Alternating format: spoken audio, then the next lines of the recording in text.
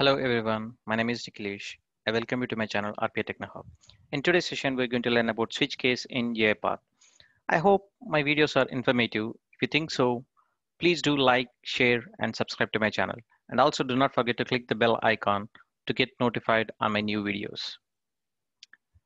At first, we'll see what switch case is, how it is different from if condition, and then a sample use case to understand switch case better.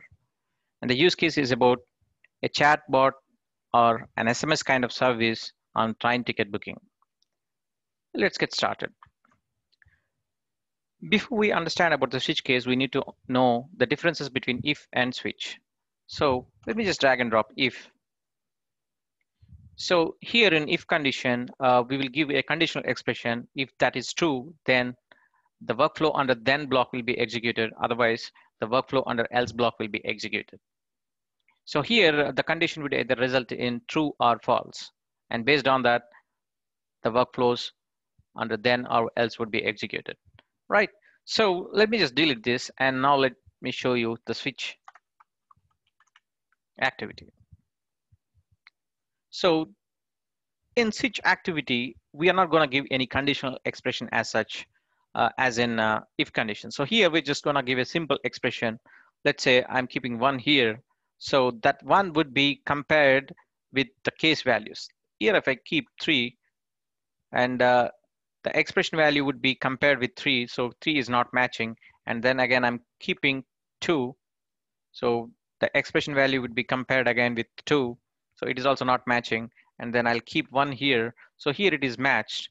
The expression value is matched with the 1 here in the third case, right? So the workflow under it will get executed. So let's say the expression value is not matched with any of these case values, then the default will get executed. The workflow under default will get executed. So this is about switch case in a nutshell. So now let us see how we can implement the use case using switch. So for that, I'll just type in flowchart and I'll use flowchart activity. So here, first I would like to ask user if you would like to book a ticket. So for that, I'll just type in input. So input dialog, I'll use input dialog wherein I will ask or confirm from user if you would like to go book a ticket. So here I'll say wanna book a ticket question mark, and this is going to be the header of dialog, and here is going to be the body just above the text box where the user would fill his value. So here I'll say, do you want to book a ticket? Do you want to book a ticket question mark? And whatever the value that he enters should be stored in a variable. So in the output section on the properties panel, just do Control K and I'll create a variable called book ticket. Just do enter, and a book ticket variable is created within the scope flowchart of type string. So let me just go back to main and let me just name it as train ticket booking flowchart. Okay, so here the user would enter his value that he would like to go book a ticket, and let's now use flow decision. So it is much similar to if condition in sequence, but here in the sequence in a flow chart, the flow decision should be used. You know that, right? So let me just connect this here, and here the condition is going to be book ticket. So if you would like to book a ticket or not. So let me just is equal to and then capital Y. If he enters capital Y, that means he would like to book a ticket. So here I'll say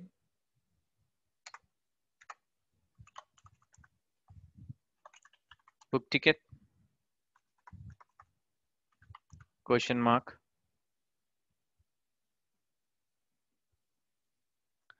and so if you would like to book a ticket, then I will keep a sequence activity.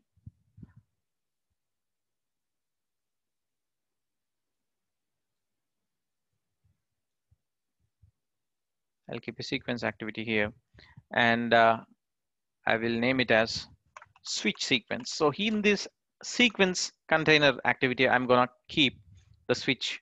So let me just connect this. If you would like to book a ticket, then the switch sequence activity will be executed. And if it doesn't want to book a ticket, then let me just put a box, message box. Just it'll say thank you, have a nice day. So let me just connect it.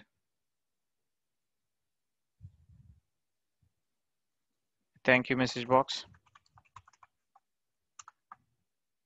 Let me just double click here. Thank you, have a nice day.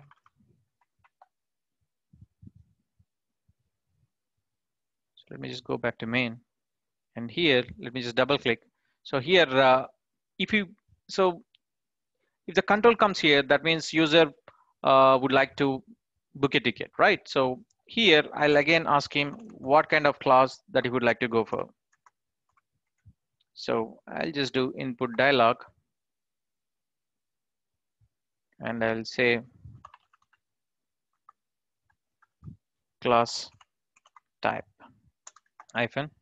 So here please select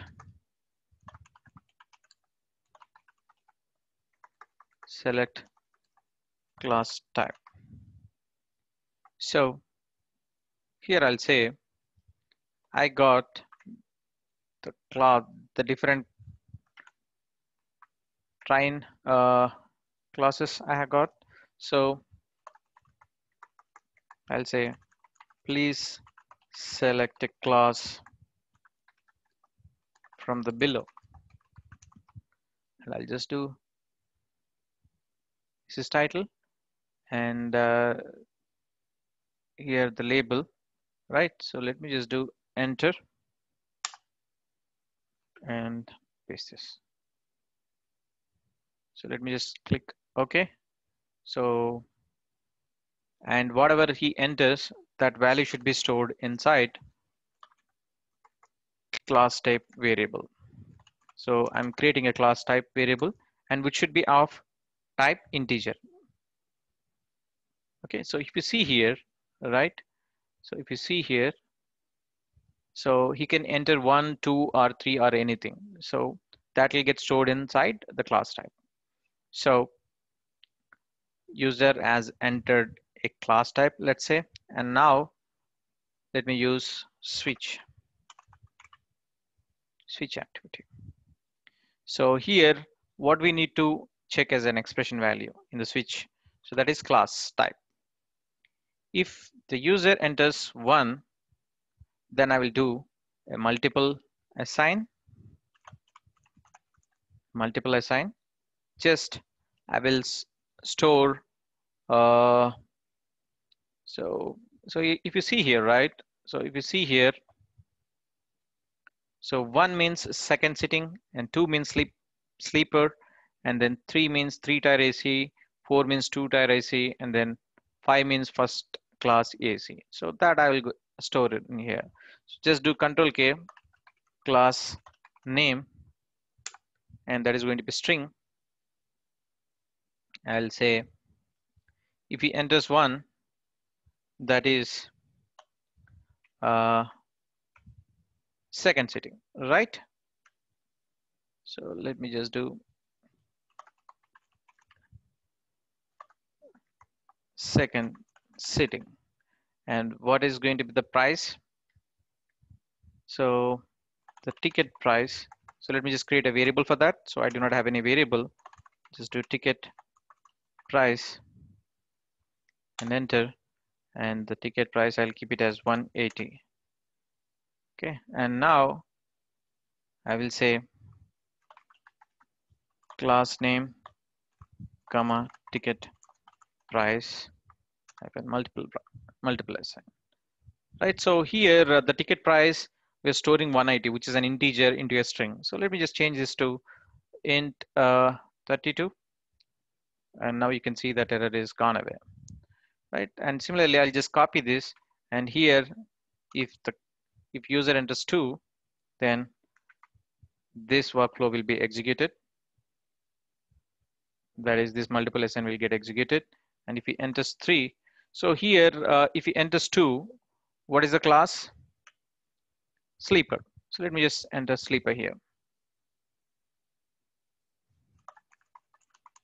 Sleeper. And the price, the ticket price, I'm just changing it to 275. Let me just do Control V over again here. And if he enters 3, that means 3-tier AC, right? So let me just change this to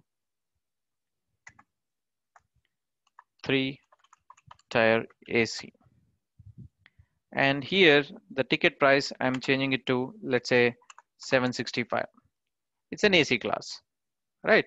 And if he enters 4, that means 2-tier AC. So let me just do Control V again. And here it is, what is it? 2-tier AC, right? 4 means 2-tier AC. So let me just change this to 2-tier AC. 2-tier AC, and I'll change the ticket price to 1065. And if he enters 5, that means I will again paste here, and I will set the values like it is first class AC, right? So if he enters 5, that means it is first class AC. So just do first class AC. And the ticket price is going to be 1785. Okay, so here the ticket price is 1065, which is cool, right? Right, so we got different prices and for different classes, right? And what if user doesn't enter a valid class type? Then it will go into the default, wherein I'll put an assign. I'll create one more variable. I'll create it as invalid, and I will change the type to Boolean. This time I'll use Boolean type value. So, and I will set the value as true. So if user enters any invalid class type, the invalid flag or Boolean would be set to true. And now I'll go back to main, and I do not see any variable for so if I go to main, right? So I do not see those variables available. So those are available within this switch sequence. So I need to change the scope of these variables so that I can use it under this flowchart, right? So I'm just increasing the scope. That means I'm just globalizing these variables. So I'm just increasing the scope, like train ticket booking flowchart. Let me increase this as well.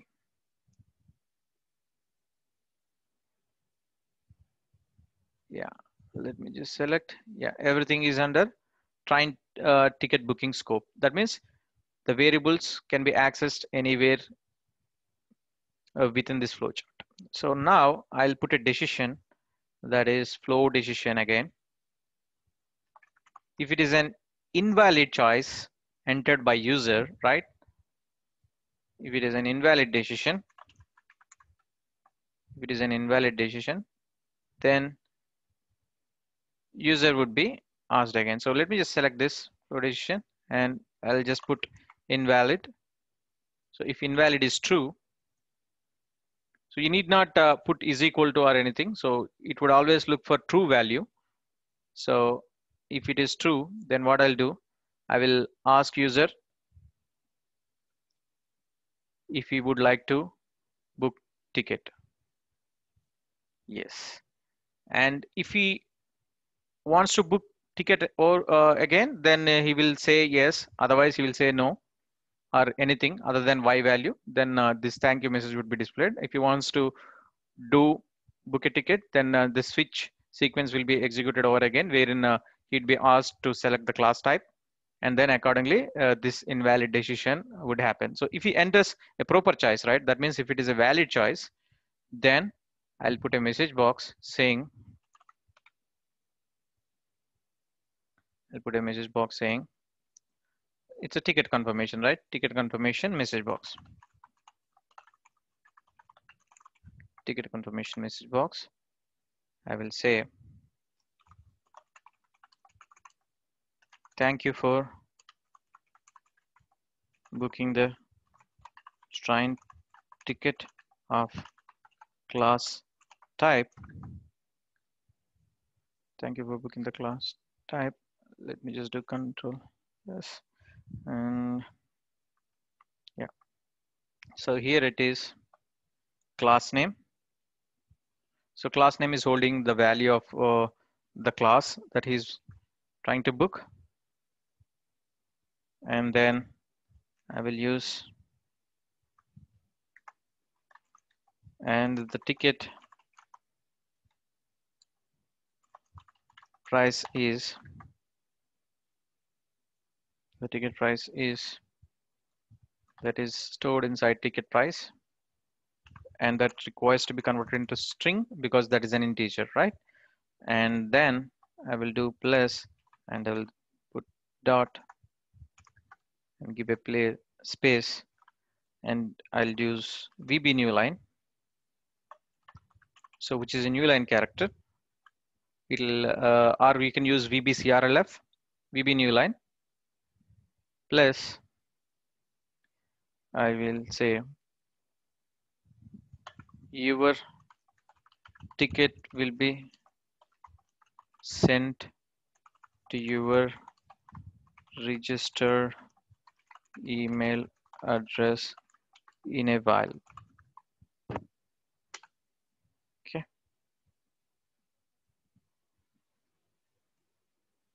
Click OK. So we're good here. So let me go back to main.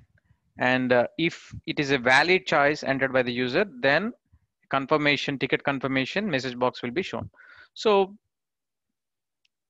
now we have completed our use case, and let us just execute it. I am running it in a debug mode.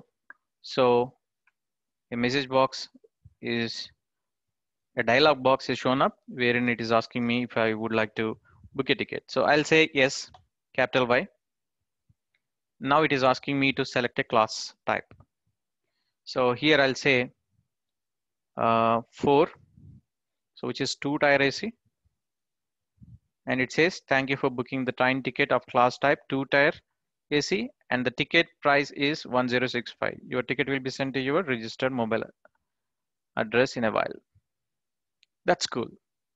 And now let me just run it over again, F5.